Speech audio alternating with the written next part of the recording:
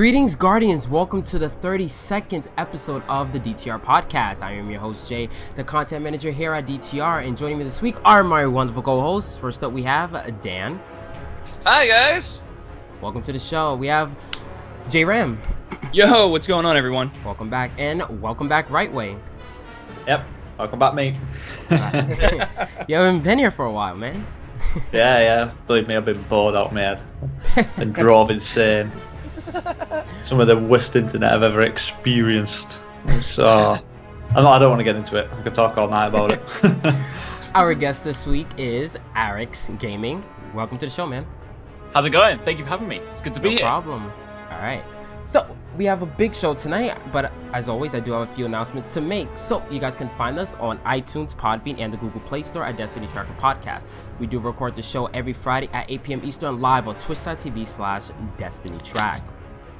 If you guys would like to support the show, you guys can leave a review on iTunes and subscribe on iTunes, and make sure to follow us on Podbean. You guys can check out the other podcasts here at DTR. We have the TheRNGCast, Rabbit Hole, TheRNGCast, Massive Breakdown, and Down and Under. You can find all of these podcasts on iTunes and Podbean. Our Patreon page is now live. You guys can find us on Patreon at Destiny Tracker Podcast. We have some sweet rewards for you guys. You guys can receive t-shirts, a custom Grimoire card, and there's so many awesome rewards. I can't even think of all of them on top of my head. So, Dan, would you like to tell us a little bit about Level Up Foods? And you look different this week. I just realized that. I took all the hair that was on my chin and I put it somewhere else on my body. Wink. Ever find yourself in the moth yard when your stomach starts to grumble, or out in the Valley of Kings when you need the pep of an energy drink? Well, look no further. Our friends at Level Up Foods have the snacks you need to keep your Guardians fighting fit and energized. Level Up Foods have a wide variety of options like Guru energy drinks, Country Archer original beef jerky, Kind bars. The selection is enormous. You can even subscribe to a box service to have some of these products brought to your door each month.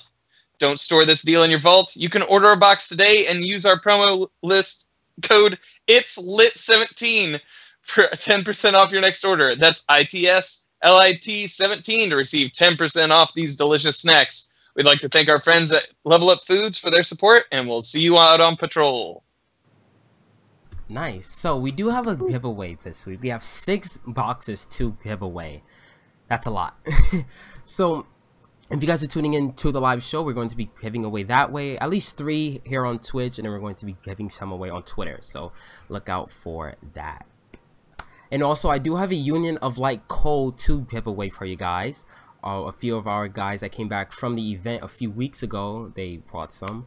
I'm still waiting for Zorf to send me the code, but we will still pull some of you guys from chat.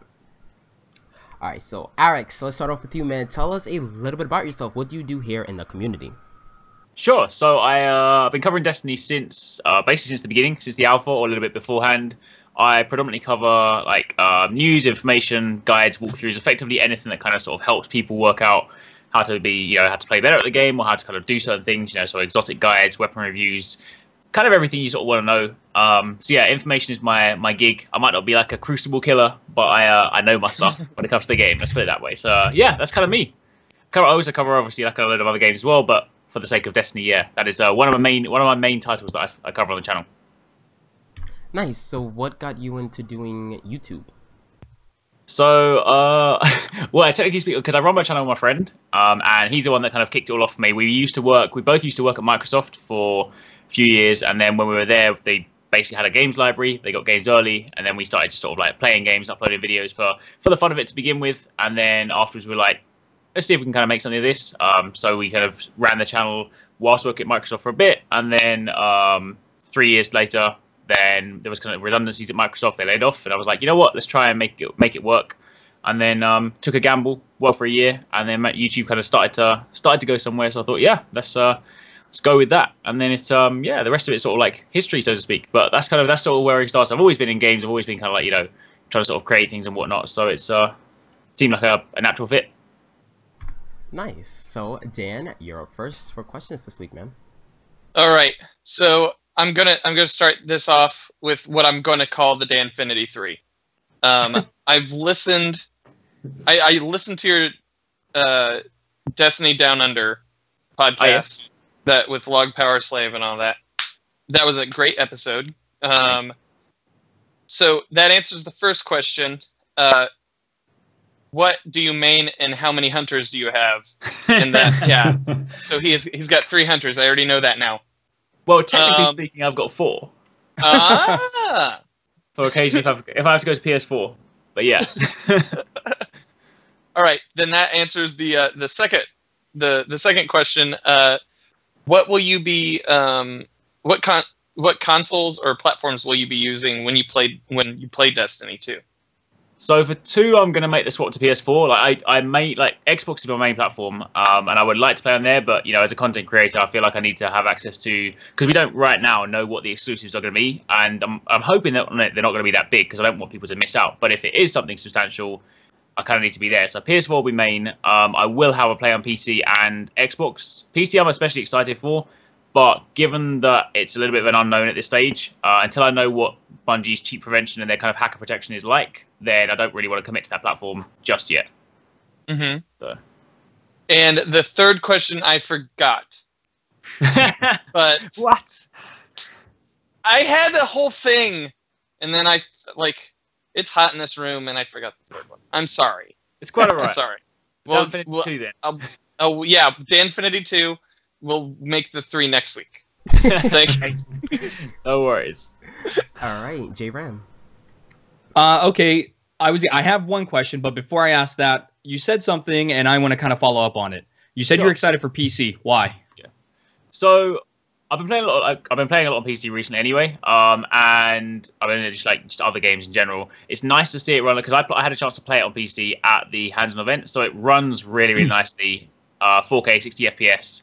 And while I'm not normally like a graphics person, I'm more of a kind of just like gameplay person. So that stuff doesn't normally bother me. It does look very, very nice on PC. And it almost feels at home with mouse and keyboard to a certain extent. I grew up playing shooters on PC before I played console.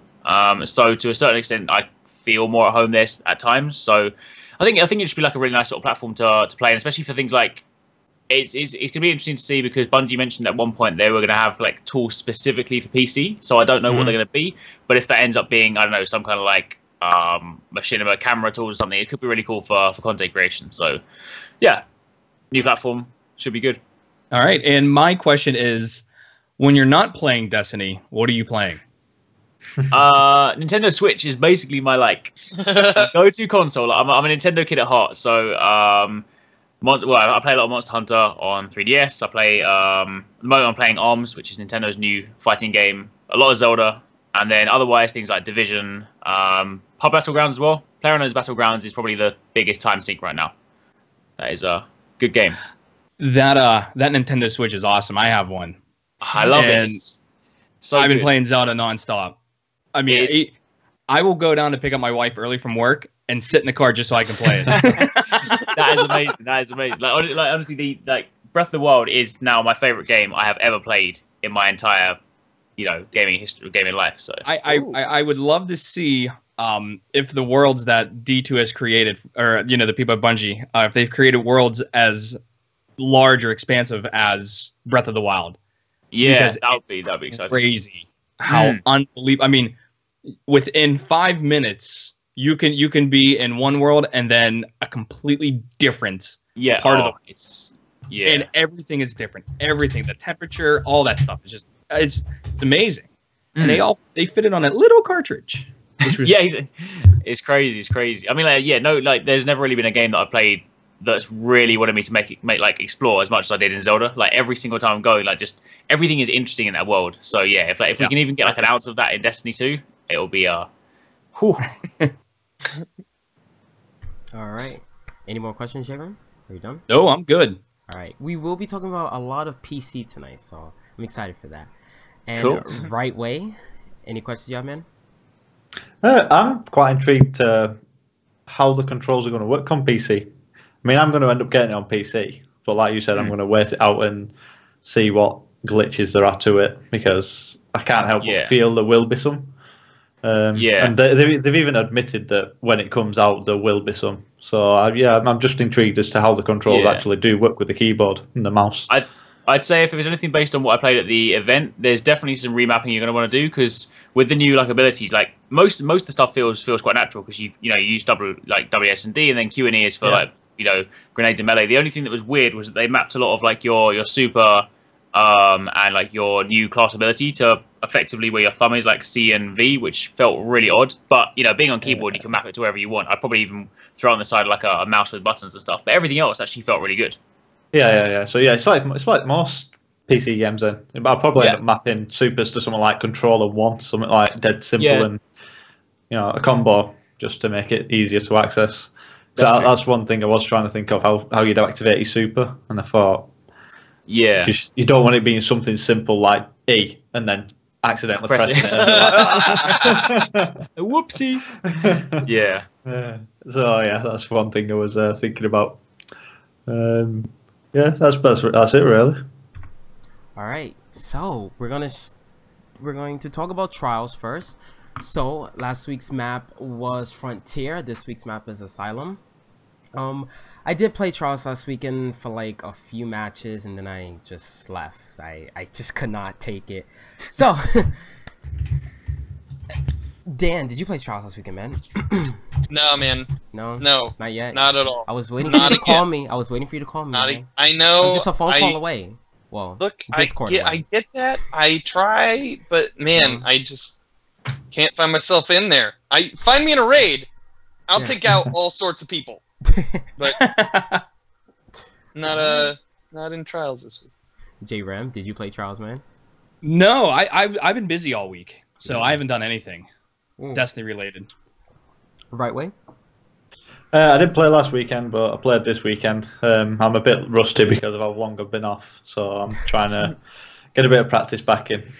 Alright, and Arekkz, did you play trials last weekend, man? I don't play trials. I'm a PvE guy. So this is the PvE podcast. Yes. I mean, nobody blames you. But there's like when you play PvP, and there's that part of you that you have this picture in your head of how you want to play, and then how you actually play. Like in my mind, I'm like, I want to be Rambo and run around and take everyone out. But then in reality, I run around the corner and get killed, and then I'm like, I'm not very useful to my team. So I stay away from trials. All right.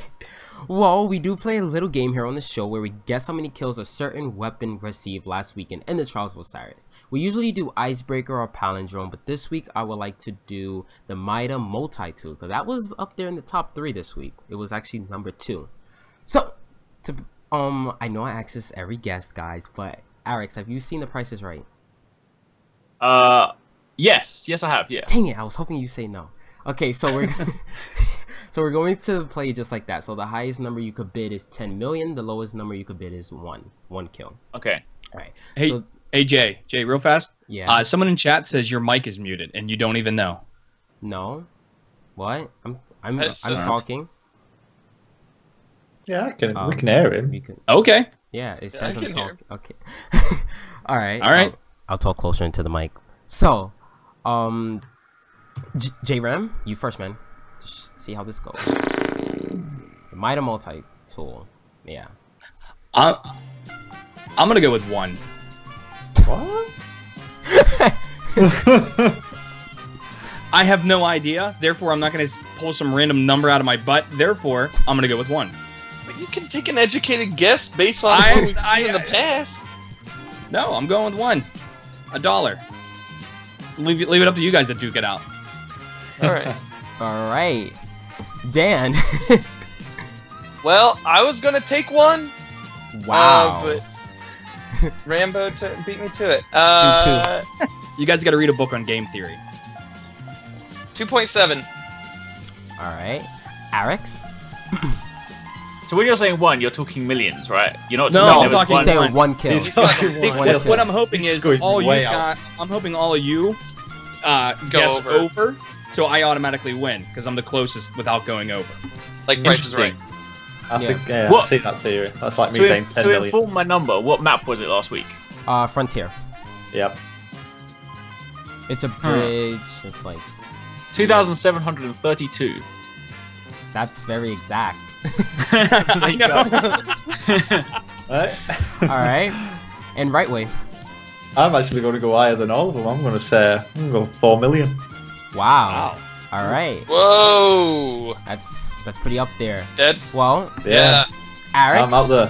you That's won. a number. It's actually 2.2 million. So Yes. Dan, you went over. Sorry, J-Ram. Oh, well. That's okay. He had basically 2,599,999 kills you could have guessed before mine. Yeah. So, the top 10. The first one, of course, is the Icebreaker, the Mida, the Wormwood, the Palindrome, Ice Luna, No Land Beyond, Hawksaw, Iron Wreath, the Jade Rabbit. That's shocking. And then the Burning Eye. I'm only saying the Jade Rabbit because that's console exclusive, so it's PS4, and that had 422,000 kills. Well, the superior console, yeah. Oh god. Ever since I've bought my PS4, I've had nothing but problems with it. Really? That's because you Xbox people just don't understand the simplicity in it. Your You PS4, hit the button in the middle, that's the PlayStation button. And even that doesn't gone. work. you bought a PS4, but in the box was an Xbox 360. That was the problem. Hi. Yeah, that's it, yeah. A very embarrassing story. Last year at Destiny Con, they had the PS4s to play. Now, it was my first time on PS4. So I had to ask the lady right next to me, how do I go back to Orbit? Because I was pressing all types of buttons. I did not know how to get back to Orbit. I felt so embarrassed because I'm on a Destiny convention. So I didn't want to make it seem like I didn't play the game. But I said, first, I play on Xbox. Or Jay, how about when you play on PlayStation all the time? And what I'll do is I'll go over. Let me grab my controller. I'll go to Orbit and I hit the Xbox button, and then it brings me back to the home screen, and I'm like, and I start punching shit because it drives me bananas. You know what I mean? Because then you gotta the Xbox user interface is just it's really, I like the way they cleaned it up, but it's nowhere near as snappy as the PlayStation. Yeah. So it loads up, and then you gotta go back into it. I mean, it's terrible. Yeah. I'll admit that much. I did the same thing last year though. I went to the Rise of Iron event with Activision and Virgin, and they had a strike competition on, like who could run the Wretched Eye the fastest. Oh, yeah, I remember watching. And I'm not joking, I sat there for the first 2 minutes trying to find where the freaking orbit button was. I had my teammates looking at me like, "Come on, you catching up?" I'm like, "Yeah, in a minute." The share play and stuff. Yeah, trying to figure out how to get my Sparrow out, and I'm like, it's not working. I ended up running the first half of the strike, and my teammates were just long gone. So I'm like, yeah, I'll just catch up in a minute. Yeah. Well, I was pretty embarrassed, if I'm honest. Alright, guys. So, I have a theory that I would like to really talk about now. Now, in the TWAB this week, they kind of debunked my theory, but then I'm like, nope, it's still possible. It's still possible. So, is it possible in a world where the Cabal destroys our sun? oh, that was a funny episode last week. But no, 2 weeks ago. But no, so my theory is, I saw this picture of the tower in D2 in the Homecoming mission, and I saw the flags, and I said, those flags look a bit different than to what we have now. So I said, wait, so Bungie likes to change the flags after, well, not after, but during each event. So what if we're going to get another event that's already on our console, because they said we're not going to have another update. So what if it's already there and they just have to launch it? Yeah, you mean like what they did with Rise of Iron and Deceiver Crisis? Yeah, with that and Iron Banner, Trials and all that. So as you guys see on stream right now, the flags are a bit different as to what we have now. So what if an event is coming, well, is going to come, that leads us into D2? Because why go through all that work of changing the flags in D2, right? Like, what's the point in that? Yeah, plus, if you think about it, with the Cabal, it's like we've not really done anything specific to the Cabal for probably like 12 months. You know, I mean, the only person that targeted the Cabal specifically was Arekkz. Well, I mean, they don't like us from a long time ago, from like our interference, right? And obviously, from what we know from the story, just like generally speaking, Gaul is just angry at us because he believes he should have been nominated for the light. Yeah. So I think that like ongoing grudge is the thing. The thing is as well. Like, I mean, while you say it's because I would like it if there was an event. But because obviously they would have done like general updates to the tower anyway, regardless for Destiny 2. So it could be part of a new asset pack. But the only thing because I was thinking of a while ago was when there was that Activision investor call a while back, and there was kind of confusion in the call where it was like it made it sound like they were speaking about a new event, and then shortly after that, when like everyone kind of jumped, it was like, oh yeah, there's probably gonna be an event coming soon. I think it was either Deej or it was Arekkz who then kind of quickly clarified afterwards that they were actually referring to stuff that has come before, and they were like, there are no more content updates coming. But I mean, yeah, I think it would be really cool if there was something to link what's happening, like where we are now, into that.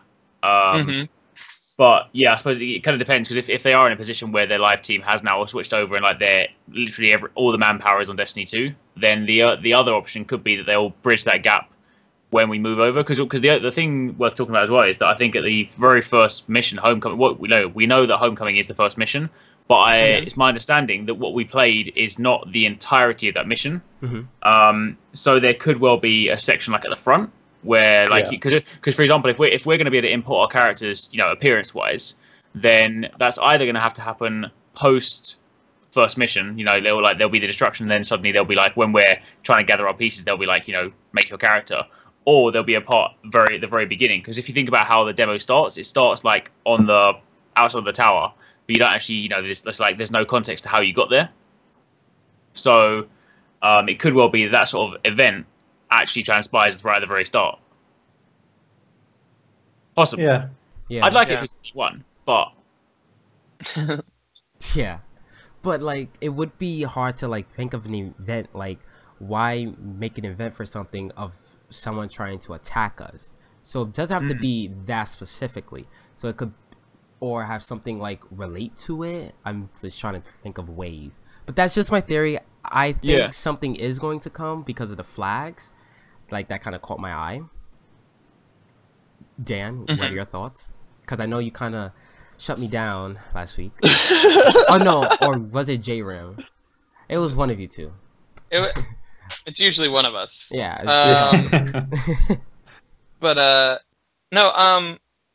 Honestly, I want them to focus on Destiny 2 now. So, I mean, if we get an event that bridges the gap, I'll be excited for it. I'll be like totally on board for it. But if like Destiny 2 opens with like a star wipe and it goes 20 years later, like I'll be just as happy. That's true. It could take place in the future. Yeah. Like 20 years or something. Yeah, I didn't. Yeah. All right, J-Ram. See, I think if we're just speculating strictly on that picture that you just showed in the Twitch stream, I think that may be flags that were burned up and beat up while we were trying to defend the city, and that photo is actually taken when we reclaim back the tower, and those are the only flags that we have left over. So you know what I mean? It's kind of like when you're in a war and you got the guy holding the flag. He somebody shoots him, the flag falls down. War's still going on. Finally, somebody finds it, picks it back up. It's all tethered and everything, but it's still there, and it still stands for something. I think that's what I see when I look at that photo. Yeah. Eventually, it just ends up looking like a bed sheet. Right. Yeah. So that's kind of what I mean because I'm looking at it right now on stream, and it looks like a flag that was already burned up and stuff like that, and maybe Zavala or somebody, after we reclaim back the tower, they hung him back up and said, this is what we have left, and this is what we stand for, and this is why we're fighting. I don't really think we're going to like reclaim the tower, because I think the Cabal is like, that's gone. I think the tower's gone. But that's just it looks like it's been flattened. Well, I don't think it's going. I think in D1, and that mission may be our last time or something, because in that, not the teaser trailer, but the worldwide reveal trailer, like they showed the tower like falling apart and stuff. So yeah, I think that's gone for good. Yeah, plus there's two other things that are quite interesting. The fact that there's a shard of the Traveller being corrupted, and also the picture of the three Guardians going back to the city. So are they going back to try and regain the Traveller? What they're going back for is a better question, because I can't see there being anything there. Oh yeah. So that's just my theory to just throw out there. Like, yes, they are working on D2, so that's why I'm like, well, maybe this event is already on our console and they just have to like turn on a switch or something, or hit that red, I don't know, button or something. So that's just my thoughts on that. Arekkz, any lasting thoughts on that? I suppose the only other one passing thing that right. Not to try and rain the parade, but that could be the potentially they won't, is that because Destiny 1 as a game needs to persist beyond, I suppose narratively speaking, even though there'll be acknowledgement of Destiny 2, for Destiny 1 to exist as it does, I guess it's almost like for anyone that let's say anyone that doesn't play Destiny 2, they just play Destiny 1, then the game needs to exist as if Destiny 2 didn't happen. So if there was an event that kind of foreshadowed like the destruction of the tower, but then the people they've got this foreshadowing without the actual end result, it would leave them in a bit of a weird sort of limbo situation. So I feel like any kind of event that does happen is gonna need to kind of like maintain the current narrative structure, right? You see what I mean? So, you know, I'm all for new content if they can find a way to do it. That'll be another kind of surefire way to keep people busy. But if you think about the timeline, if they've got like E3 next week and then where's like probably July for the beta, then I figure this will probably be quite busy anyway. So yeah.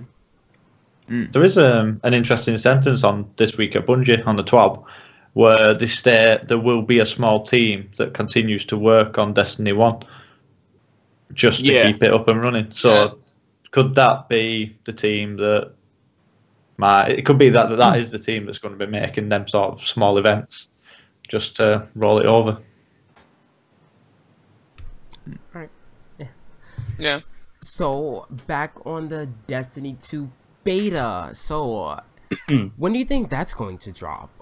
We all have little dates that we believe it's going to drop. So Rightway and Arekkz, we would like to know your thoughts on that. J-Ram, you have to post it, man? Oh, of course. I'm writing down the names right now. All right. Do you mind reading everyone's dates? Yes, I can read them. Until the beta comes. The question is, are they going to remember them? Please read Dan's. Dan Finity, May 18th. His. You know what I'm going to do? I'm just going to scratch it out. All right, you're out of there, Dan. Sorry, Dan. We love you. What? I'm sorry, I muted the call. What's going on? All right, you ready? All right. Let me get out my calendar here too real fast. Sorry. All right. So, Alicia, first week of June. So that would have been this week, June. So she's out. No, that's technically next week. Okay, the first week. But we know it's not. They would have announced it already. So she's done. She's out. Sorry, Alicia. We love you, but you're out. Pubin, the week before Guardian Con. So his would be the 26th. So technically, he's still in the running if they announce it at E3. Yeah. Ninja with no L. The week after Guardian Con. So that would be July 3rd. Mm-hmm. That week. Jay, you are June 13th. I'm still in. All right. You're still in. That is the day of Guardian. That is the day of E3. Yeah. J-Ram, which I think I'm going to win. July 14th, which is a Wednesday, which is... That's a Friday. Second week in July.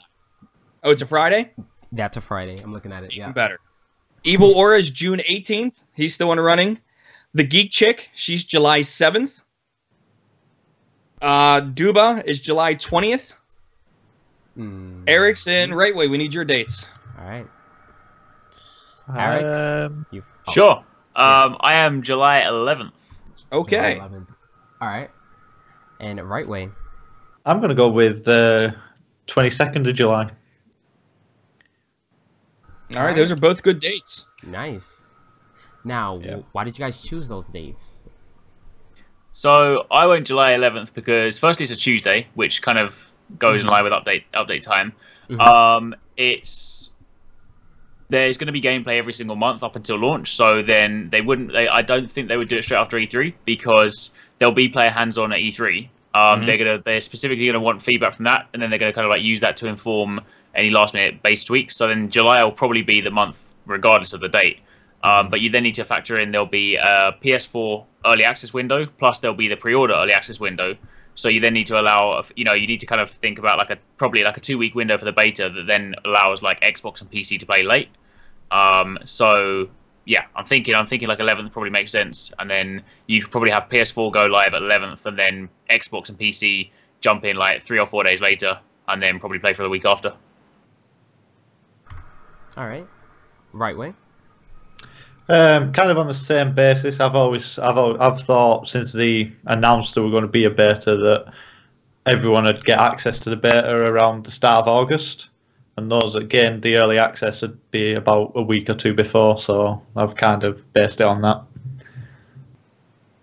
All right, sweet, nice date. All right, so I really want to talk about D2 on PC. There was a Forbes article that came out about last week-ish, I believe, and it talked about D2 on PC and how Bungie may need to change their design philosophy on raids because mouse and keyboard is superior, which is true. An example they brought up was the snipers and how you're able to like aim well in raids and things like that.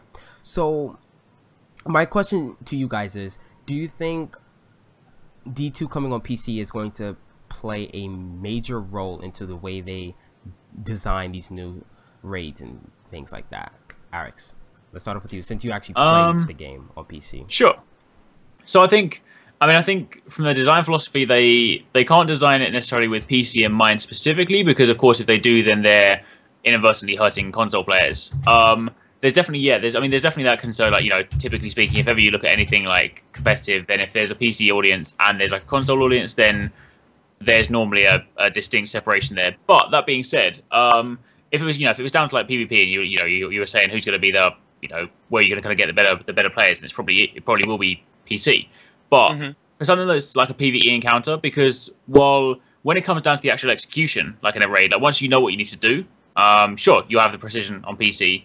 But then part of it, for example, if we look to like the world first race, like when the first raid goes live and we're all like rushing in, then the initial race, like part of the reason teams get through a lot of the time, quickly isn't necessarily because they are the most skilled teams, but it's because they're the people that kind of solve the problems first, right? I mean, you look now at like some of Destiny's best raid teams, right? But then when it comes to world first race, they're not necessarily always in the running, if you think about it. And that's just because like they may well be really good, like a tight-lit like team in terms of like execution. They might not necessarily be the kind of best ones to solve problems. No disrespect to them, but that's just kind of, it's the way it is. So when it comes down to raids with like PC versus console, then I think it's really going to be dependent down to who's got the actual best team in terms of solving problems, because I think really that's gonna be the thing that comes first. Like if you can work out like how to defeat the boss first, and you're still and you're playing on controller, but then because you've got the lead on the strategy, then of course you can make up for lost time. So I don't think it will necessarily be too bad. I think more so the issue is going to be them trying to sort of rail in any additional mods, because like typically if you look at like MMO type games on PC, then there are people who produce like third-party mods that kind of layer on top. So Bungie will probably need to find a way to make sure that doesn't, unless they want to support that sort of thing. But yeah, if they want to try and have like an even footing, then yeah, I mean, and also if you look at something like Final Fantasy as well, I mean, Final Fantasy 14 and MMO, I mean, that's a game where you have people playing on PC and console side by side, and while that is a traditional MMO where it's it's like buttons and pressing things, it's not really like aiming and whatnot.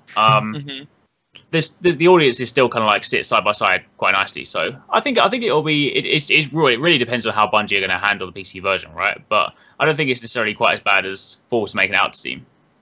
All right, Dan, your thoughts on that before I jump in and everyone else? I mean, I honestly like. I don't have much of an opinion on this. Well, it's because like you play a lot of raids, right? So, yeah.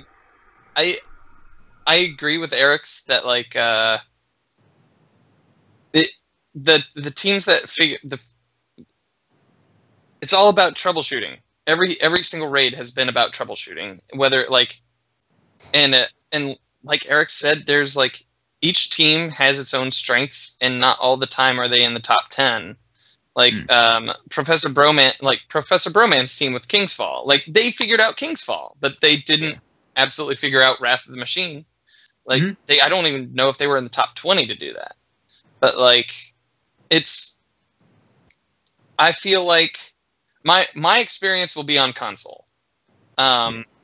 So as long as the experience is smooth, I'm gonna be happy.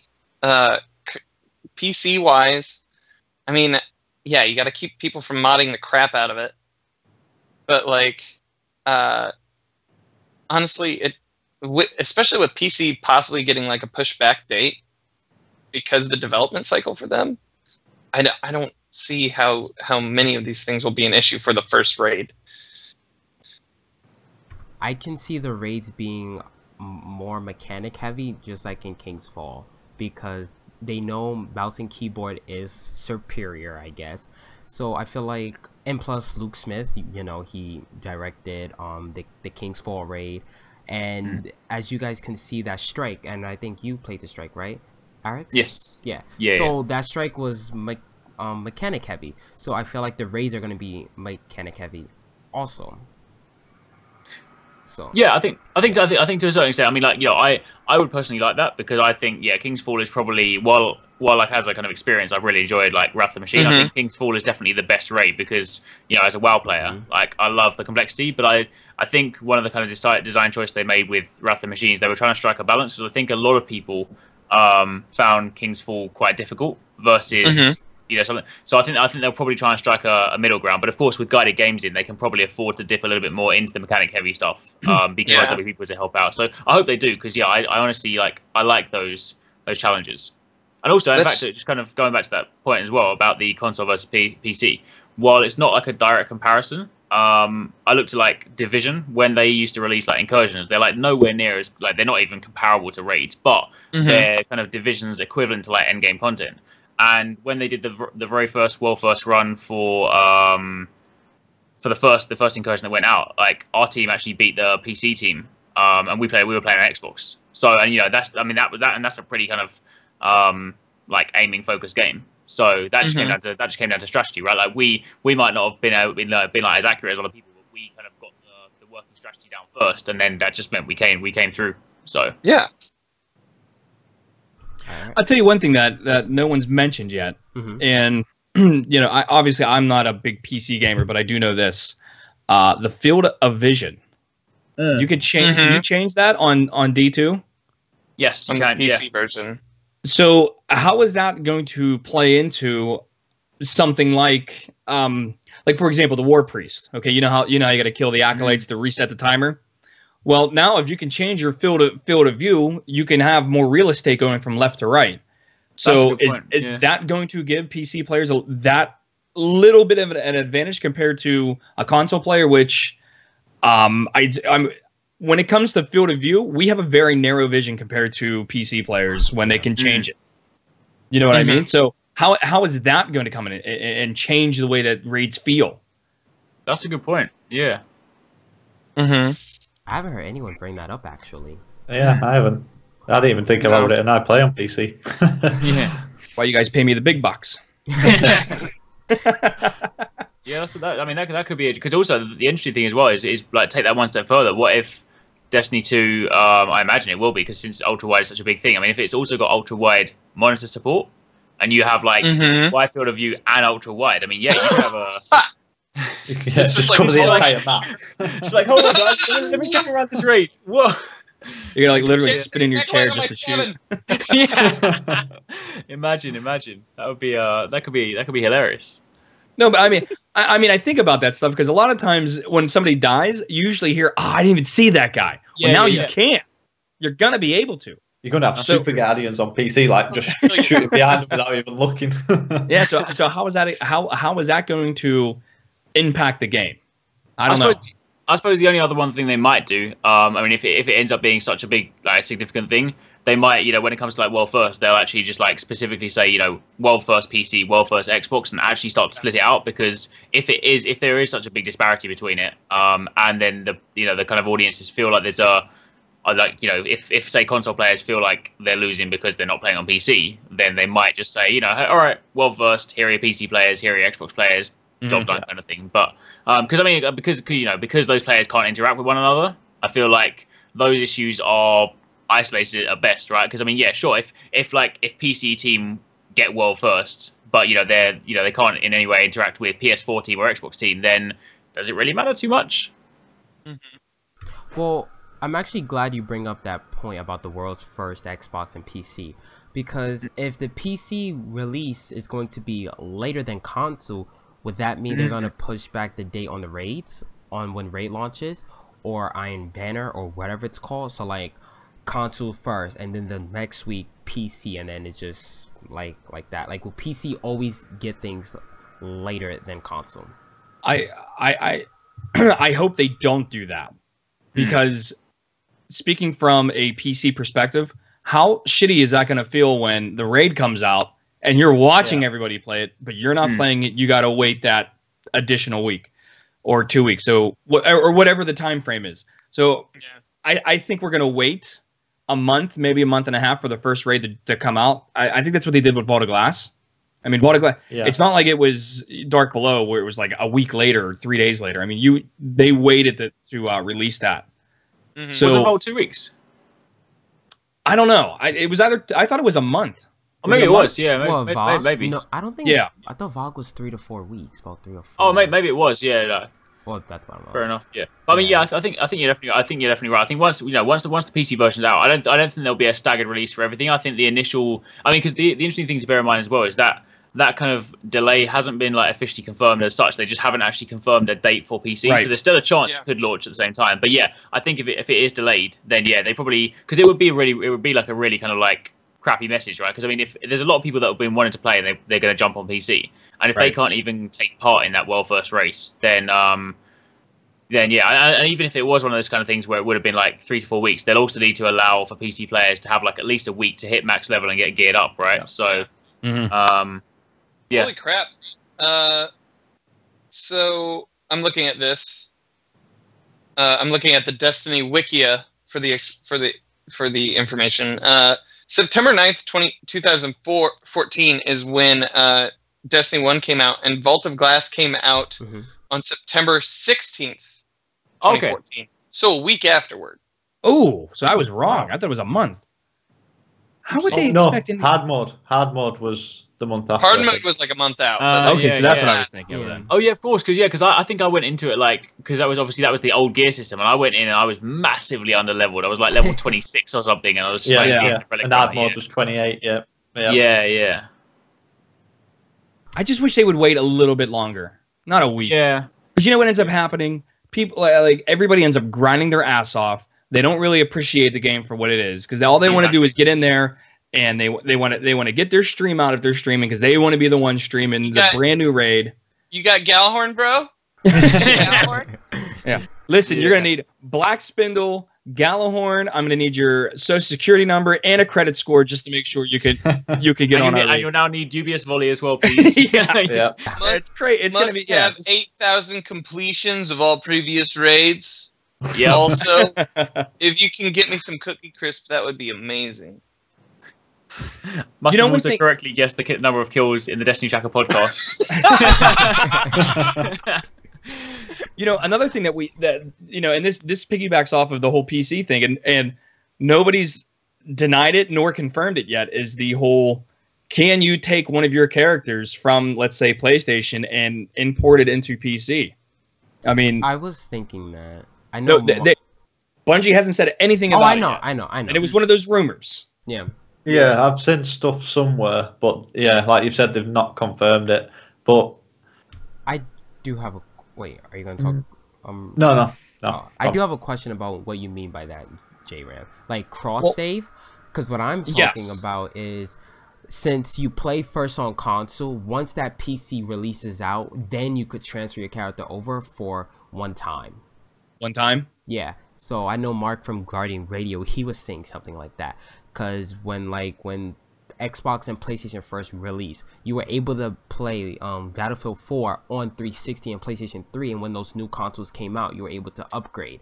And same thing for GTA 5. You were able to upgrade to those new consoles and PC for a one-time thing. Well, so I wonder if Bungie's going to do that. Well, you had that from PS3 to PS4. Like, you could do that. Yeah. So it would just be a split experience. Yeah.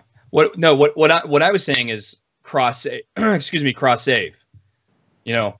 Yeah. All right. You got 3 characters. 2 out of the 3 of them did the raid on PlayStation. Your friends call you up. Hey, let's get on PC tonight. Okay, I'll get on. And you jump on. You can do your PC guy. The last character you have for the raid for that week. Mm-hmm. That would be. I don't know. That would be so awesome. It honestly, it would probably you'd probably get more copies of Destiny sold. Because one of the main factors why people don't play on multiple consoles, if they do have it, is they don't want to do that grind all over again. Yeah. Exactly. Oh, don't have the time to. Yeah. So I mean, if you told me JRAM, great news, cross save, I would go ahead and go buy it for PC and for Xbox tomorrow. Yeah, 100%. Yeah. I would, because then I wouldn't have to. There's 3 copies right there from one person, but I wouldn't have to worry about all that grinding and all that BS. Yeah. And how awesome would it be to when you're sitting there in the raid and you're like, oh shit, I can get my 1,000-yard stare. I'm just making it up, but I can go ahead and get my 1,000-yard stare and just bring it over. Now it's like when you play on Xbox or PlayStation and you're with that raid team, you're like, man, I wish I had that gun from the other console, because I grinded so hard to get it. This over here, it's I'm just not going to do it anymore. Like I know that'd be the block on it, really. Yeah, for me, that it makes absolute sense, and because of that, they won't do it. Yeah. One word, Activision. They might do it Two between words. PC and Xbox. 2 words. PC and Activision. PlayStation. But the thing is, it's like those exclusives are really holding us back, but between the cross saves.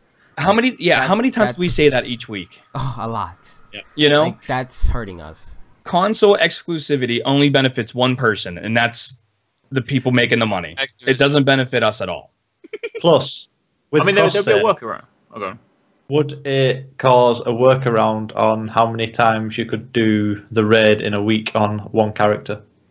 No, because that exact system exists in Final Fantasy 14. You can play on PS4, and you can literally just like log in on PC, and you carry exactly where you were. So it's like one single save file. So if you did a raid and you got a raid lockout, then if you log on PC, you're still in that same position because it's the exact same file. It just means that because the thing is as well, you look at everything is in Bungie.net, right? Like the characters are there. I was just gonna say that everything's in the servers. It's simple to do it.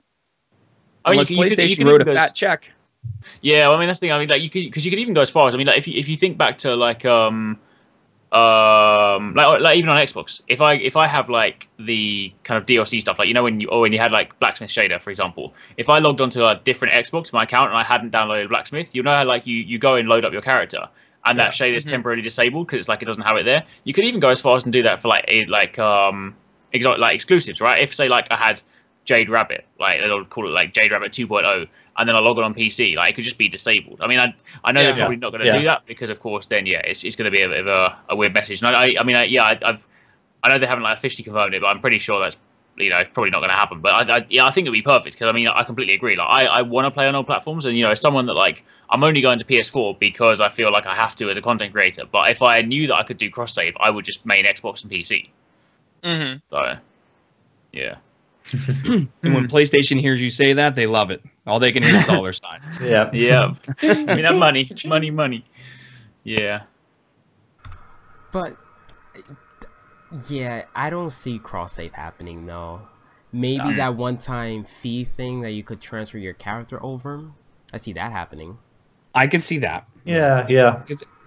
They've already done something like that previously. Yeah. Again, a way to make more money. So. And if they do, let's say they do input cross save, then they will have to change the exclusives that PlayStation receive. Like instead of guns, like I don't really want guns to be exclusives, right? Like can we all agree that they should not do that? Guns. It should be cosmetic items like an emo or a shader, because then I really won't care. Right? Yeah, things that don't affect gameplay. Yeah, because if it's a cold gun and it's a map, well, the PlayStation exclusive maps aren't even that wow anyway, but still. Yeah.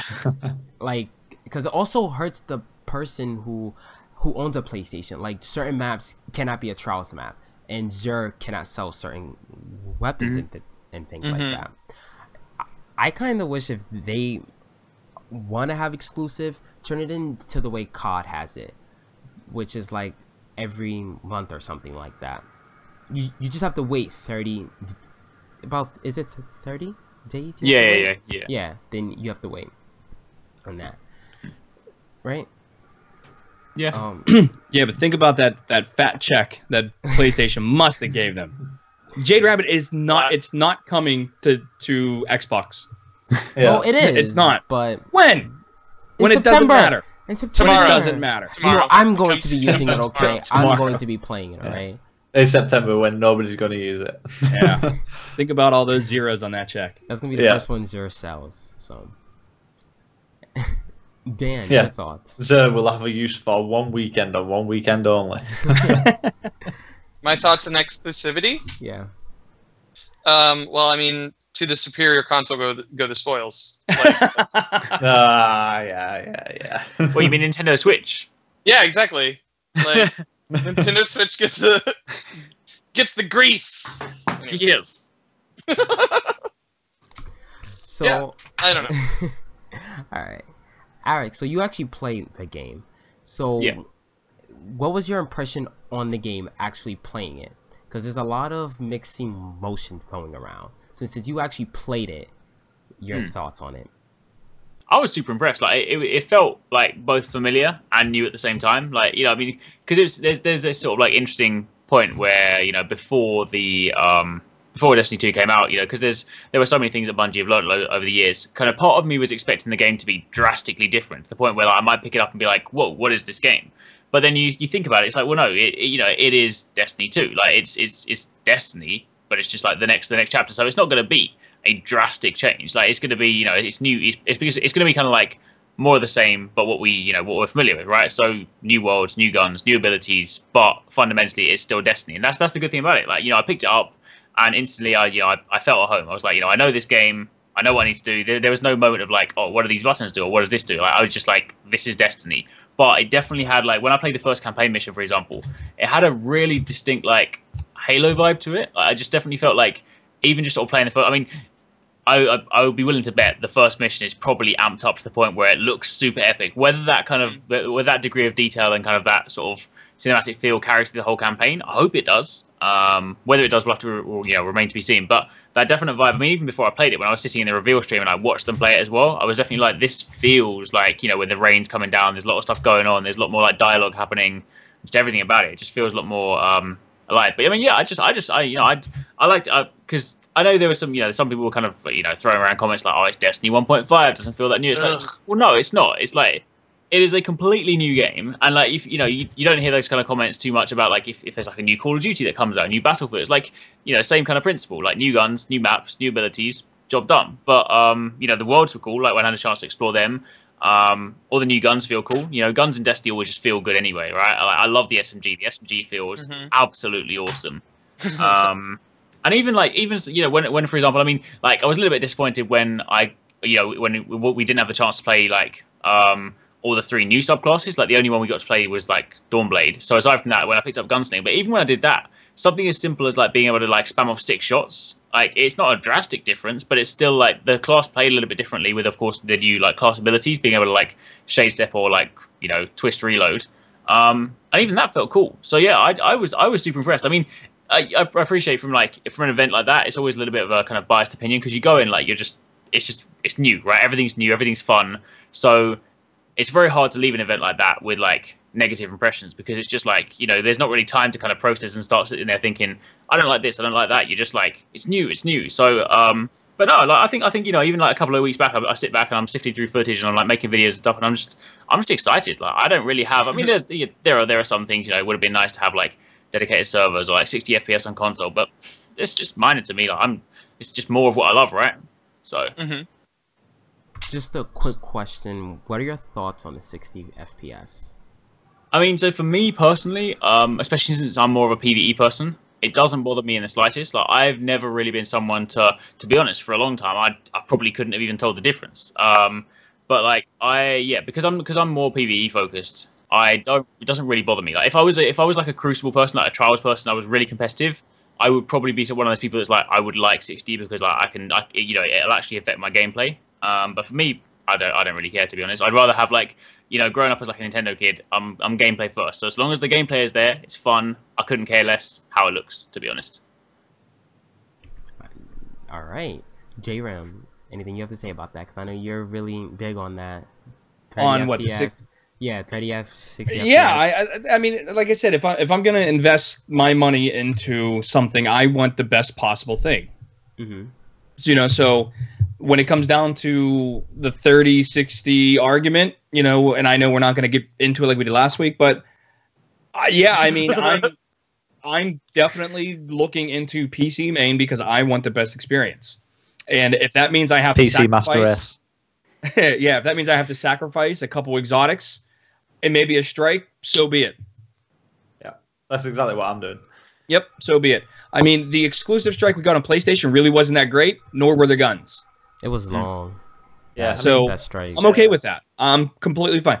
The main reason why I play this game is because of the friends I've made, which they all play on PC and PlayStation anyways.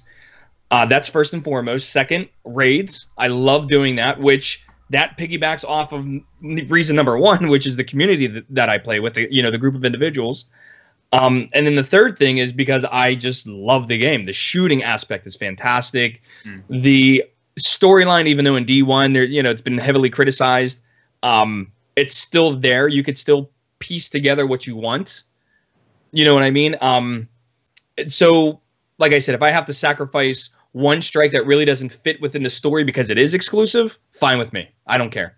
Give me the best possible way to play this game. That's what I'm gunning for. All right. So, Arekkz, how was the strike that you played? Because I've heard a lot of different impressions on it.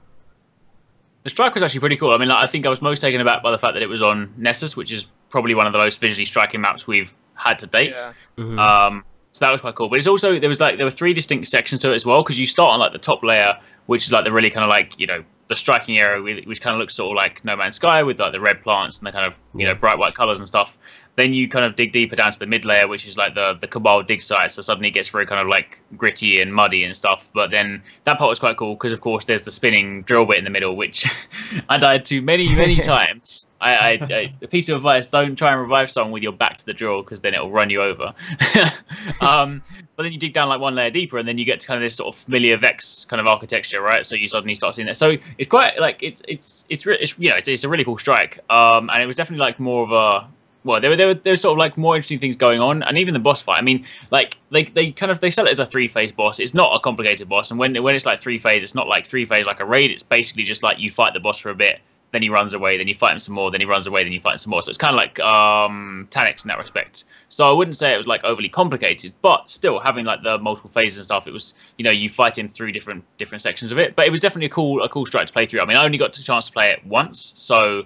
Again, like whether the important thing with strikes all the time, right, is that like the first time you play through it is fun. But if I do it, 10, 20, 30 times, or it's a Nightfall, or it's this, like the first time I played the Omnigul strike, I was like, oh, this is cool. I hate the Omnigul strike now, right? Anytime I set up, I'm never going anywhere near it. So yeah, whether it'll be fun the 100th time I've done it, who knows? But for now, I thought it was really cool.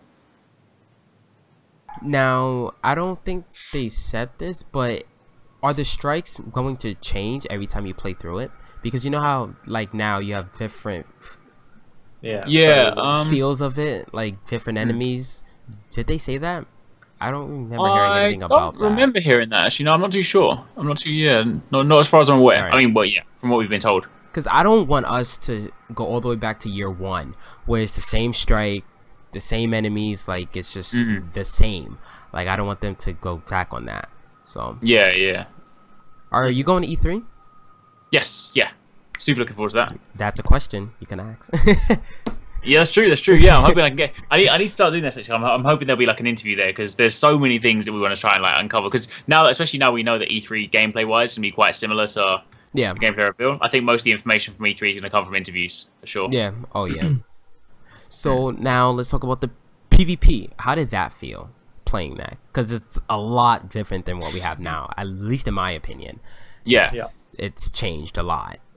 Yeah, I mean, so PvP felt like really, I mean, like, you know, for someone that, you know, I've obviously kind of openly admitted that I'm a PvE guy. Like, I used to play a lot of Destiny PvP, like around the beginning, like alpha base stage, when launch and stuff like that. But then progressively as the game went on, I kind of just drifted further away from it. But that I like it. It makes me want to, like, in Destiny 2, I'm 100% going to invest in getting good at PvP, because that was a really fun experience. I mean, like, I probably would have preferred if my first experience was like, you know, a kind of control game mode, so that way if I die, I'm not out for the round. But no, I thought it was really good. I mean, like, I know some people aren't too keen on the 4v4, and you know, I wouldn't have minded 4v4 or 6v6. But what I do like is the way it feels more like Halo now, because having all the kind of problem weapons before, you know, sniper, shotgun, fusion rifle into the power slot, like everything there, it suddenly then creates this power weapon culture, right? So if you play Halo, and then like the rocket launcher spawns in or the hammer spawns in, right? Your team call out, you're like, you know, you have to grab hammer. It's a power weapon. If you don't have it and the enemy team has it, then it's a problem, right? And the way that heavy ammo works now is that the only the person that picks it up gets the heavy ammo. So if I then run and get the heavy ammo and I've got a grenade launcher, I'm suddenly the guy with the power weapon, right? There's like no one else on the field is a problem. So, you know, like, whereas you look at Destiny 1 right now, like heavy ammo comes out and it's like 6v6 rocket launchers.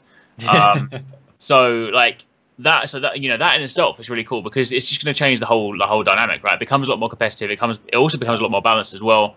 And also, yeah, speaking of balance, just the general feel of things as well. I mean, having a lot more of your engagements with primary weapons, you know, it slows down time to kill, which is something that I've always, I mean, you know, again, I make a lot of kind of comparisons to Halo, but when you're in a game where you've got a shield and a health bar and you can actually physically see a health bar, it's not something like Call of Duty where you just get shot a couple of times and you're dead, then, like, I like that, because you can, you know, you use that to your advantage. You see your shield going down, you duck behind cover, and you, like, you know, you manage your health accordingly, right? Whereas you look at Destiny 1 at the moment, because of things like shotguns and snipers, I know it's not as much of a problem as it used to be, but the point is, like, time to kill is pretty fast, almost uncharacteristically for this game. So it slows things down, makes things a lot more strategic, and I mean, even the supers, right? I mean, the supers, they balance them out as well. I mean, I saw a video of a striker literally slamming down next to someone and they're not dying, because it's a lot more precise. And the way they've changed them, you know, they've made them so that, like, supers are still very, very powerful things. You can definitely one hit kill someone, but they're not like the kind of instant win moves where you activate it and suddenly everyone near you dies. You need to be a lot more precise, a lot more thoughtful with them, and there are now, like, genuine counters for them. So that's the whole thing. There's a lot of, like, ways to counter, like, everything now, versus before there were a lot of things. It was like, here's a warlock with a stormcaller, and now I've got to run because I can't do anything against it, sort of thing. So yeah, I was super happy. I mean, most of my matches were against people that were really good at Crucible, so I got a lot of death, but I still enjoyed my time. So how did it feel to get your super? Because I know the super timer has been increased, right? Because it takes longer. So did it actually feel useful and happy to finally get your super? Like, was it worthwhile? Yeah, it's definitely worthwhile. I mean, I think it almost felt a lot more kind of like Trials in that respect, because, you know, like in a Trials match, like you'll probably get like one super each per game, maybe two if you're doing, like, you know, really well, right? So similar sort of thing happened to this, because there are the kind of global cooldowns. I mean, it also applies to, like, grenades and melee, right? They've kind of got these fixed cooldowns because you don't spec into intellect and strength anymore. So yeah, I mean, getting your super was good. Like, in the control games, so I played, pretty much everyone got like one super in a game, whether or not you were doing well. And then yeah, if there was like one game that you were doing especially well, you'd probably be edging towards like number 2. But then when you did have it, because of course they were so spaced out in that respect, then you do become kind of like a force on the, you know, when I was playing as Warlock and I was the Dawnblade, and like no one else had their super, like I was like, you know, wrecking heads, right? So I was like, you better run. So so yeah, I think that was yeah, it definitely still feels good. I mean, like, I'm so used to supers now, I don't really ever get that feeling. Even with like Dawnblade, I don't really get that feeling anymore of like, whoa, I've got a super. I'm just like, let's go, kind of thing. So yeah. So what super are you guys really looking forward to? We're going to see the Arekkz Strider at E3, which I'm super excited for. Or pole dancer, as everyone says. So right way, you first, man. What super are you looking forward to, man? As much as it guts me to say it, I'm looking forward to the Titan Defender. I'm a hunter, but you know, that Titan Defender just looks awesome. Oh yeah, Captain America just all the way. Yeah. J-Ram? I'm looking forward to the one I haven't seen yet. So the Sentinel and the Arc Strider? Whatever it is. Whatever it happens to be. What is it? All right. You know, I'm Depends on what really your hoping. definition of is. Yeah, I'm really hoping that they have brand new supers that are entirely different from what we're used to. Yeah. So That's actually true. Yeah. I mean, the Captain America shield, we've already seen that. The pole dancer, we've seen that, and then the warlock one, I forget its technical name, but we've seen Gunblade. that. What are the other ones? Well, that's what I'm looking forward to seeing. There was You've like still got Nova. Yeah, there was like a leak or a rumor saying that like Nova Bomb, Stormcaller, Night Stalker, like all of those, they're still gonna come back. So I'm interested to see how they're going to change those supers. Yeah. That's what I'm actually interested in. Well, we know Nova Bomb still exists because Ikara slams the crap out of that ship, don't she? Well, yeah. And if that's the case, then hopefully the bubbles still exist. Yeah. Because I love that bubble. Yeah. You actually had a theory, right, J-Ram, about the bubble? Well, yeah. The only thing I thought about was, you know, when we're looking at the gameplay reveal, and Cade 6 walks in and he makes that joke or whatever, that little small talk with Ikora. And all of a sudden, you know, Zavala sees the Cabal coming in and he goes, everybody jump into my bubble. He pops a bubble. And then within the actual first mission, he pops a bubble again. So are we going to be able to choose different, like, for example, the Titan, the shield looks like it's void. We know the bubble's void. Are we going to be able to pick different versions of that super? So are there going to be like, you know, like an offensive void and then a defensive void? Like I think that would be awesome, because then now one of the shittiest bounties is that get void ability kills or something like that. On a Titan. Like, which but right away, if you go to my YouTube channel, you could see a video on how I glitch it out, and it's very informative and very easy to do. However, self-promotion, it would be awesome to have that kind of selectivity where, you know, you can still run the void. It's, do you want to be offensive void or do you want to be defensive void? You know, because for me, that's awesome. If you think about the Warlock, really doesn't have a defensive ability or defensive super. It's all. I think it will be one of them where, like you said, you're going to have two different options, kind of like how we do at the moment. Anyway, we have all different perks, but this time, if you've seen the perk branches now, you have two different branches. Yeah. Per subclass. So I think you're going to have, like you've said, like an offensive branch and a defensive branch, and I think they'll utilize the defensive ones for raids and the offensive ones for PvP. Yeah, I think that'd be cool.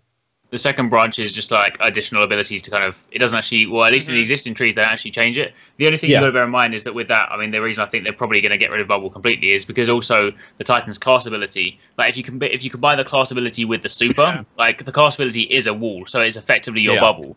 And the super is, I mean, again, kind of going back to what Luke Smith said, I mean, they designed all these new supers to be roaming, so they want you to kind of move and use them. So I feel like Bubble is gone. I mean, that's my opinion. But You're killing me. I'm sorry.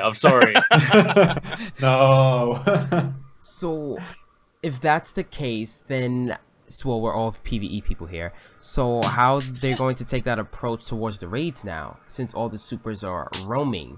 So, well, because there's still like clever ways you can use them, right? I mean, like if you think about it, you could emulate a bubble. This is what's going to force teamwork, right? You could emulate the effect of a bubble right now if you get the Warlock with the class ability that does the damage boost, and then you have a Sentinel stand in front with a shield, and he could even go as far as to put his class ability down. So you've then effectively got a wall that people can shoot behind, a shield that can absorb the damage, and then the Warlock pool that gives you the damage boost that would normally be weapons of light. And I think that way, you know, because I mean, the one thing about Bubble, like Bubble is like a really good thing. But I mean, no matter what you fight, if you're inside that bubble, you're safe, right? In a raid, like so, is you throw that down, and not only, but then you also have a damage boost. I mean, so the bubble is integral to like every single like successful raid strategy, right? It's like if you want to kill Axis fast, you get in a bubble, and then you get weapons of light, and then you smash it out, right? So I think that kind of almost like simplifies some of the things. So if they want to try and sort of like really, especially now with guided games and stuff, then I think they're going to kind of. There'll be a stronger focus on working as a team. So that's probably what they do. Yeah. Yeah. Just a quick question. We have not seen the perk tree yet on the Sentinel, right? Correct, yeah. So I just thought of something really cool, and I hope you guys find it cool too. What if that shield is kind of like the aura from Vog. You know how it like goes over you? Oh yeah. Oh yeah. Oh, that's cool. And it That's stays there for like a certain amount of time until your That super could be your energy bubble. runs out, and that's your That'd be bubble. cool. Yeah, that's true. I did something cool. Well, Well, yeah, but I mean that's no, that's awesome, and that's one of the major perks of that bubble is the fact that when you drop the bubble, it just doesn't shield you from the front. It also shields you from the right, left, above, and behind. Yeah. And you can blind people. You can blind people. Yeah. Yeah, I mean, there's a lot of cool things about that bubble, which makes it such a powerful defensive move. Yeah. You know, so I would hate for something like that to go away. Yeah. Like it would be. Yeah, and I totally get, you know, the idea behind, you know, with Axis, if you just drop the bubble down, weapons light, you grab it, you start spinning with your sword. But is that Destiny players being extremely inventive in the way they encounter something, or is that poor raid design? No, I don't. Yeah. Here I go. I think. Well, I mean, Jay, but you gotta, Jay, there are more. There's anytime you approach a subject, you got to be able to think about it in more ways than just one. Yeah. Yeah.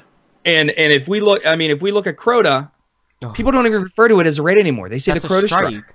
It's a Crota strike. It's a So once strike. again, is that just us, the player, being extremely intelligent about how we approach something, or is it bad raid design? Yeah, we did it in like 20 minutes the other night. Bad raid design, yeah. You know, I'm not trying to discredit what Bungie's done, because let's be honest, I couldn't do what they do, and I'm fine with that. Yeah. But that doesn't mean I can't be critical of it. No, of course, yeah. I can't believe I'm saying this, but it may be poor raid design. Let's think of Axis. Let's think of Axis, okay?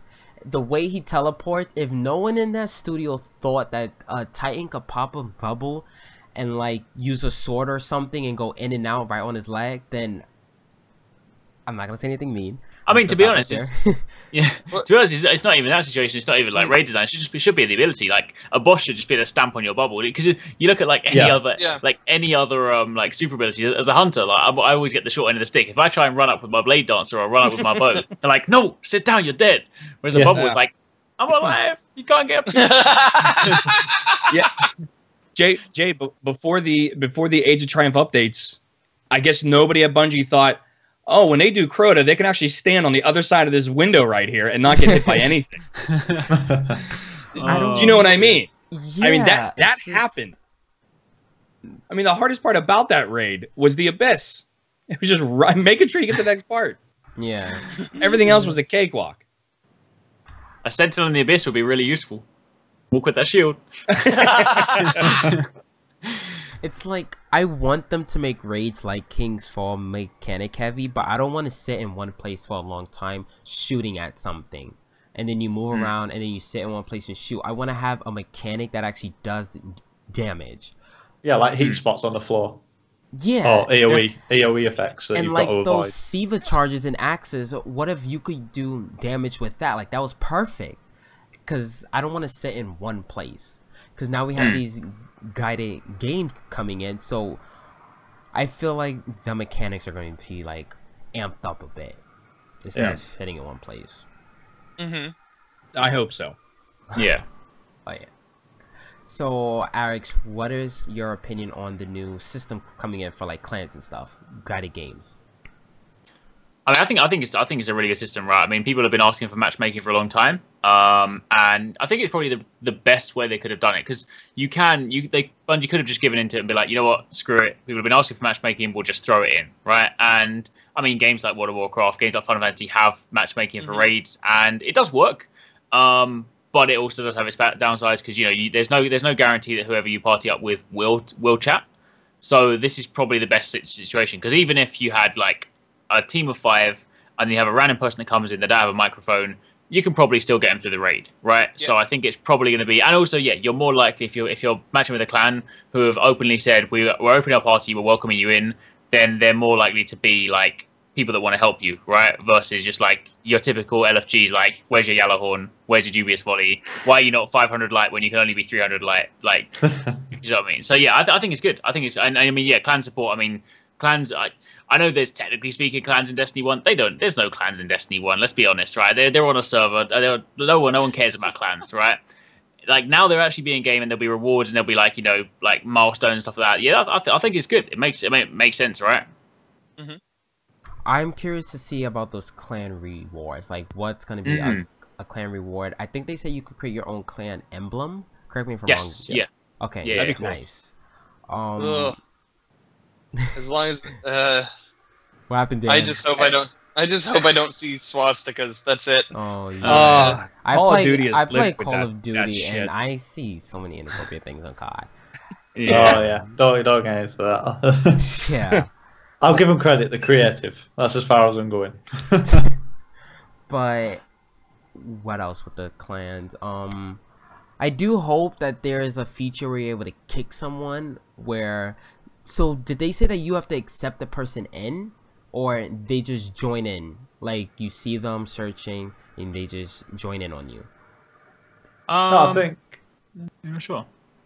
Because there are trolls out there, so I want to make sure that there are things in place, because they haven't really talked about that yet.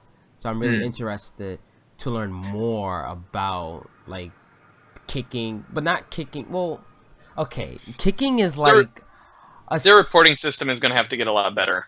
Like I am 50-50 on the kicking system, because I don't want to join in on a group and they kick me before the reward screen. Yeah. But then again, I want the kicking system in, because let's say Dan comes in trolling me and he's just sitting there, right? Me? It was just an example. But you'd have been better picking me, by the way. But troll you? Yeah. No. Yeah. No. So I do want the kicking system in, but then again, I do not want the kicking system in, right? At a certain point, there should be a lock. Yeah. At a certain point, there should be a lock in the activity where you can't either. Yeah, like it can't happen during boss phase or reward phase, only in between. Right. Yeah. Or and like at that point where I don't even know how they'd institute that, where it would be like you are safe for that encounter, like you're locked in for that encounter. Yeah. Because I've been kicked out of Arekkz team once. As soon as we kill Arekkz. Well, look, I'm sorry, dude. I'm sorry. I had a buddy that was like, "Hey, I need the checkpoint," and I'd have been kicked out of Red about 3 times this week. The amount of stuff that I've pulled off on Monkey. Oh, he would Jay have has really this problem. Me. What happened? He likes to do in the middle of the raid. He likes to go do laundry. Oh my gosh. Okay, Sunday mornings. It's Sunday mornings. Dan stream early. I do laundry Sunday mornings. So the showers. But see, the stream needs to understand that the way that you sound right now is exactly how you sound in the raid until you get to the I need to do laundry part, because we could tell that the mic's really close to you and you're like, hey guys, wait, I gotta do some laundry. And then you don't say goodbye. You don't wait for acknowledgement. All you hear is this. Gone. Which is him dropping the headset. Gonzo. Amazing. Then you hear this. Just like a lot of footsteps out the door. Then you hear like the creak of a door. It's a whole vaudeville thing. It's awesome. Yeah. Oh, I miss those days. Hey, you guys want to raid on Sunday morning? I'm kidding. But it depends. So Dan, I know you're really into clans and stuff like that. You're an admin for a clan, so I really want to know your perspective on this, about the whole kicking system and stuff like that, and inviting people in. So, from my experience, I've only had bad experiences with just total LFG sites. Like, even the 100, you'll have someone that must have Outbreak Prime, must be God, like that kind of thing. Yeah, he don't even spell Outbreak Prime. He just puts OP. Yeah. What?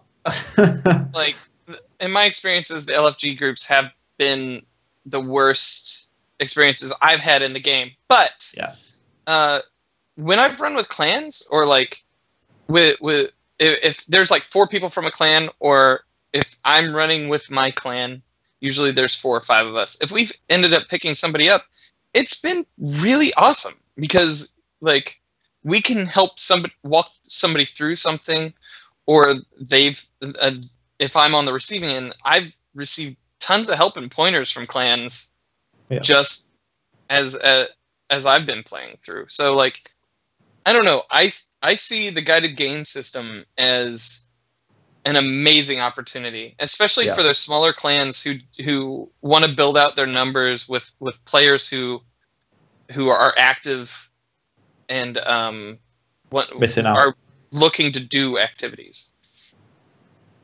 Yeah, I know how that feels because in year 1, I used to play with my schoolmates because how old would I have been? I'd have been like 20, so we were still speaking, and I was playing, and we were getting on every weekend doing the raid, and then we all kind of went our separate ways. And when that happened, I was going on, and I'm like, I can't do anything, and that's when I ended up stopped playing for about 6 months.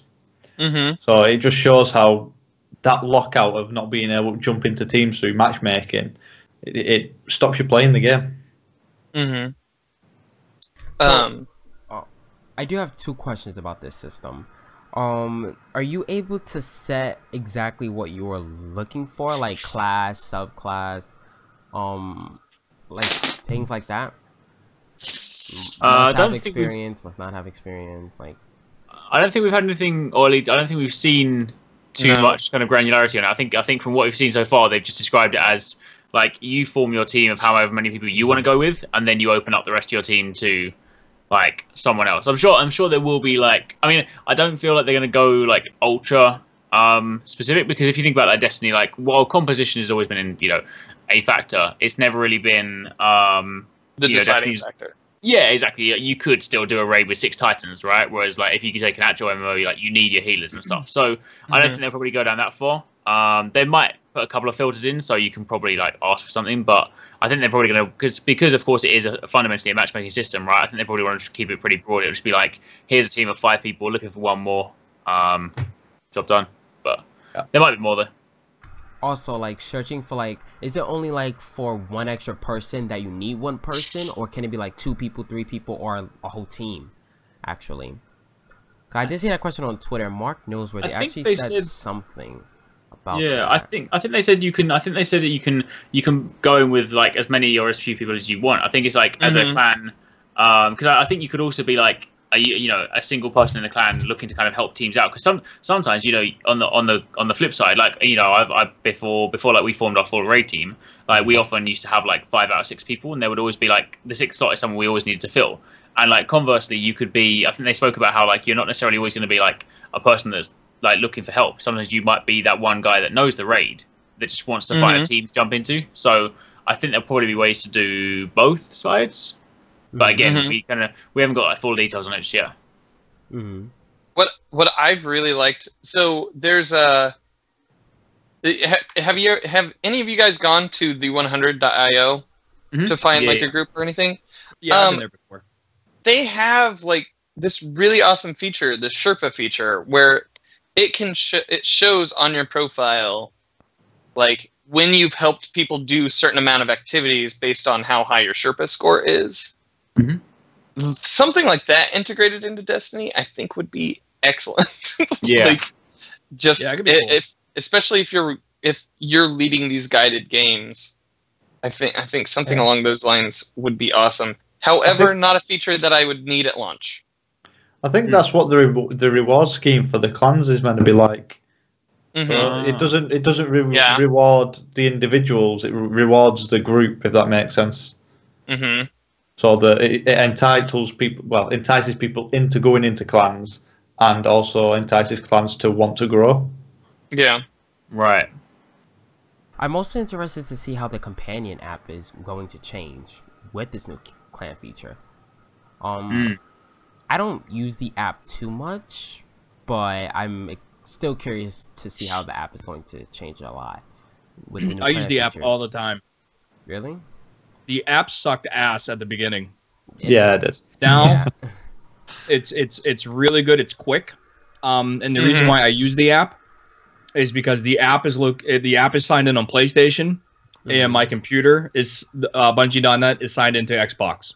So I can just go back and forth real fast. It's Do you not use DIM? Yeah, like DIM. If I use DIM, I have to log into the Bungie account that I'm using at the current time.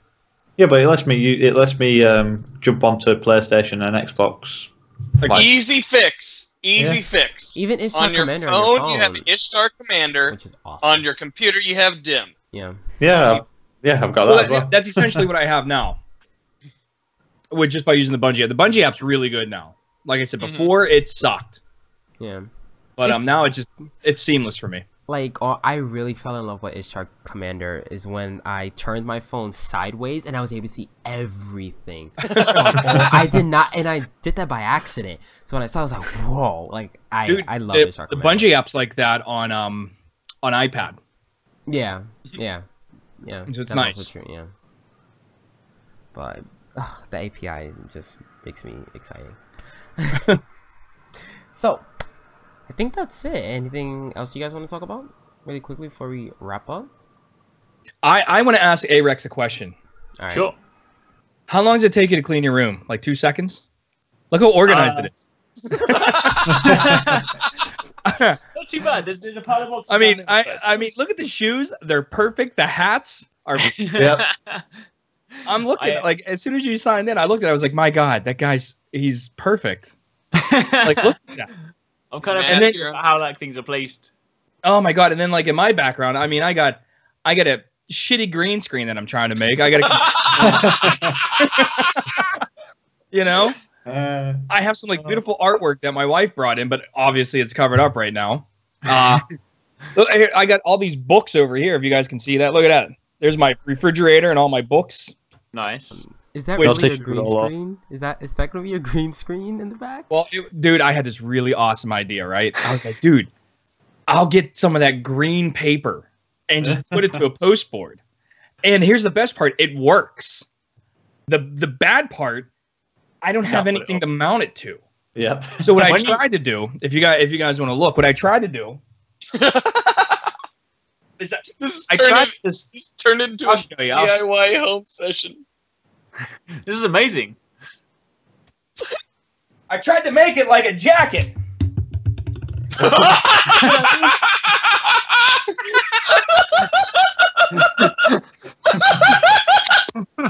that didn't work too well because every time I move, look at my headphones again. Just a giant billboard. We're back. But that didn't work because every time I moved, it would shift. So that cost me, I think, $4. And like I said, it works. It's just I need to figure out a way to mount it. Ooh. What I should do? The back of your chair instead, like not behind you, but to the back of your chair. That's a lot of duct tape. So what I should do is just suck it up, pay the $20 or $30 like Dan did, and just do what Dan did, which works perfectly. Hold on. But I'm not just get ready a piece to of give up green yet. cloth and hang it from the roof. Yeah, I mean, my career is I solve problems for a living. I want to beat this. J-Ram, can you please do that again with that board? It's the best thing. Yeah. You should bring that to Guardian Con. Oh so my I can God. see it in person. That's a really good idea, though. I mean, that's not bad. That is not bad. Oh, But just the motion makes you look like a superhero. Just see, the only problem is obviously you could see that my shadows. So I would have to get some lights to get rid of the shadows. See, here's the thing, Arekkz. I've never done anything like this before in my life. All right. Okay. I hold multiple degrees in mathematics, nothing in TV production. Therefore, everything I'm doing, it's like I'm YouTubing, I'm writing things down, I'm figuring things out on the fly. That's the best way to do it, though, right? Yeah, it's the best way to do it. It's the hardest way because, listen, I would love to be able to call somebody up and go, hey, can you help me out with this? But I don't know anybody like that. Dude. So I figure it out on my own. Dyslexic pimp in chat. You going hang gliding, Rambo? What did he say? Hang gliding? Yeah, dude. All I need to do is get my stamina up so I can hang glide like Link. You could massively upgrade the setup though, because if you think about it, right, if you get the cardboard thing, and you physically mount the lights to it, then it'll be portable. So you can even get rid Oh of the my shadow. god! I can put it on a belt Oh my god! and walk around. You take hell that yeah. to Guardian Con? You know what LED you can do lights, as well? dude. Oh my god! I can even just use like something like L wire. That's it.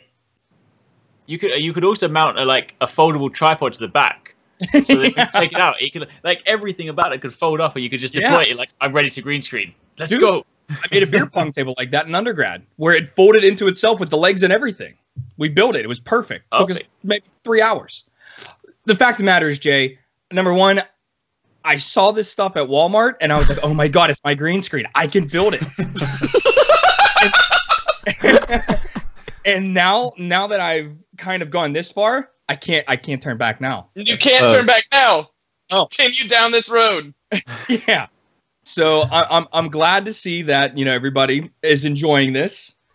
Oh. Like I said, I've learned a lot just from trying to figure out how to stream by myself. So Yeah, I got tons. You've given me an heads up anyway, because I'm getting one put on this back wall, and now I know what not to do. Well, no, honestly, you got the most important thing that I've learned so far about green screens is not the screen itself; it's the lighting. Yes, 100%. 100%. Yeah, and I didn't know that. So here I am dicking around with this thing, and I'm like, oh wait a second. I start to understand why around my bald head it's not as sharp. It's because of the lighting. And I'm like, now I gotta invest in some lights. So do I get the fancy lights, or do I get like the floodlights at Home Depot? Just strap them up to the table. Just next podcast, next podcast, you're just gonna have 2 flashlights stuck to your desk. Just one of those like helmets on with lights. Here's what I do. I'll give you two bits of advice. Okay. All right. I spent $10 for 4 LED white, like daylight light bulbs. Yeah. I just have that plugged into just a regular desk lamp, and it does okay. Where do you have lighting those lights? me? Are those lights behind you, or are they in front of? I don't have any lights behind me whatsoever. It's that bright. And that doesn't get annoying in your face or in your eyes. All that. No, because I aim it away from me. It's like a desk lamp. Okay, I see what you're saying. I do have a window in this office where if you watch me stream sometime, you'll see light hit this back. Like we've seen lightning. Ghost. Remember last week it was raining? Yeah, I remember that. But so invest in like some curtains that block out a window if you have one in your room. Yeah, that's a good one too. I need that. Okay. Other than that, that's Dan's tips for streaming stream tips. Nice. Yeah, seriously, because I would listen to podcasts and I would email other podcasts asking them these specific questions. And obviously, since it's not since these questions are not tailored to what they're talking about, obviously they never answered them. Yeah. But these are things that I would ask about. What type of CPU should I buy? Do I need a graphics card if I just want to use my computer to stream only?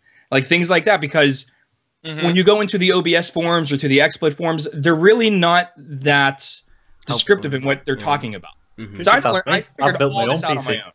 What's that? You should just ask me. I built my own PC. I didn't know you then. Yeah. Well, yeah, that's it. Yeah. You could have still found me. Yeah. J-Ram, I got stuff that I can send you later. Perfect. I'll just do that later. Wow, that was an adventure. All right. Do we have a closing food question? Yes, I do. Okay, so I have a taste for like seafood. I really want to go to Joe's Crab Shack, but they're a bit expensive, so I may go to like Red Lobster or something. I apologize if anyone doesn't know these places. It's seafood places. So I'm curious to know, what type of seafood do you guys like? It's not tailored to because we have British people on. I'm just saying in general. It just happened to be my question for this week. Wasn't thinking that until you said that. Okay. I don't even know what he means by that. I don't know either. So, Dan, you first. What type of seafood, man? A nice piece of salmon goes a long way in my book. Just like a nice salmon steak. Jenny's a pescatarian, so I eat seafood a lot. So yeah, just like a nice salmon steak. Just season it well. You don't have to do a lot with it. Just enough. It's so good. I'm into like crab legs. Calamari is so good. I did not like clams. It tasted like straight seawater. Like they just See, you're wrong. The sea. But yeah, I'm sorry. You're wrong. Sorry, but crab legs, for the amount of work you put in, you don't get that much meat out of it. No, bro. You have to buy the good ones, and you gotta crack it, and you get a lot of meat out of them, man. Yeah. Right way. I tell you. Oh, go ahead. Right way. Mate, the closest I get to seafood is buying fish and chips from Chip Shop. What type of like fish? Is it like whitey? Cod or haddock. Right. Yeah, but yeah, I'm pretty fussy eater. Like, a 5-year-old kid probably eats better than me. If it's not, if it's not chicken, rice, sausage, or mash, I ain't touching it. But what were you saying, J-Ram? I was gonna say I go with the traditional crab cake with some hot sauce on it. It's fantastic. If it's done right, they're just amazing. I've actually never had crab cakes. They're good. They're really good. Shrimp is good, but if I'm going to a seafood restaurant, tuna. Tuna. Yeah, I will rip up a tuna steak. No. Give it to me raw. No. Oh yeah, because they'll ask you, they'll ask you, how do you want your tuna? And you know, medium rare, well done. So I always get it like medium rare. So it's still like raw in the middle, but it has a nice blackened sear on the outside. Shit's awesome. I've never had tuna outside my kitchen. I like buy a little can. Oh no, dude, you're eating it. You got to get a real piece of tuna, like a tuna steak, a real one. All right, I have to look It's entirely different. It's fantastic. All right, Arekkz. What type of seafood? So, I mean, I like most of it. To be honest, like I could live on sushi just in general, as like any seafood on sushi in really general. Good. Yeah. But also on top of that, it's like you don't seem to get it in many restaurants. But like deep fried whitebait, like the tiny fish, like they normally do it like a big plate. Like it's really cool because you eat the whole thing. But like that's just really good. I've never had that. I have to try that out. It's nice. Yeah, I mean, it's just like technically speaking, there's like loads of fish that can be classified as like whitebait, but it's like they're just like tiny fish. They normally deep fry the whole thing, and yeah, you just eat the whole thing. But they're eyeballs really and everything. Yeah, because they're so small and because the way it's cooked, like there's no, you don't taste the bones or anything. It's just literally just like eating the whole thing. So I mean, it kind of, but it's normally done as like a starter or something. So they'll just do like a plate of like deep fried whitebait, and it's just really good. It's literally fish fingers. Effectively, yeah, I guess. Yeah. I've had this thing in New Orleans. I forgot the name of it. It's like crabs, but not really crabs. Crawfish. Crawdaddies. That's actually pretty good. You guys should really try that. Crawdaddies are good. Yeah. I'm a seafood person, kind of, yeah. But, yeah. Sardines? No subcult. No. Sardines aren't bad. I just made homemade Caesar salad dressing, so I used sardines in that. It was turned out fantastic. Nice. Delish. No. Bad memories. My dad would just try to terrify us as children, and one of the things he'd do to just like take them, we'd scream as they came closer and closer to his mouth, and just gullet them down. No. I could do sushi though, anytime. Yeah. Sushi's good. Oh yeah. Right. Jay, have you had tuna? Have you had tuna sushi? No, I have not. Okay, because that's the tuna steak that they use. They don't use the tuna can stuff. Well, I know what I'm doing tomorrow night after I see Wonder Woman. Nice. I can't wait to see that. Yeah. Alright guys, well thank you for listening to the 32nd episode of the DTR podcast. Thank you Arekkz for joining us this week. Thank you for having me. Thank you. So where can we find you on social media? I am mainly on YouTube, so youtube.com/ArekkzG, and also on Twitter just /Arekkz.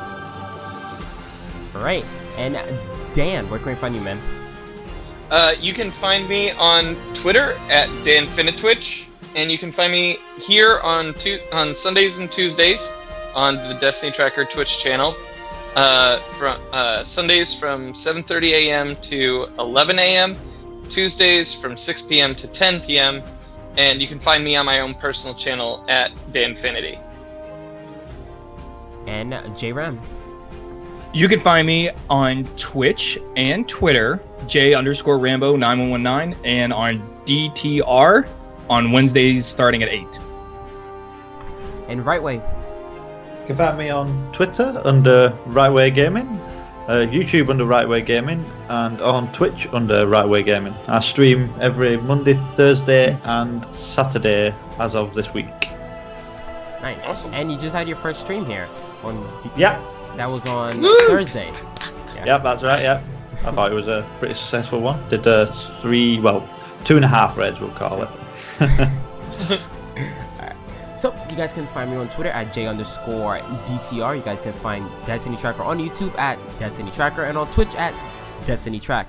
You guys can find us on Patreon at the Destiny Tracker Podcast and on iTunes, Podbean, and the Google Play Store at Destiny Tracker Podcast. Alright guys, thank you guys so much for listening to the 32nd episode of the DTR Podcast. My name is Jay, and we will see you all next week with I Am Snackless. It's going to be another awesome show. Adios, guys. See ya. Goodbye. Yeah.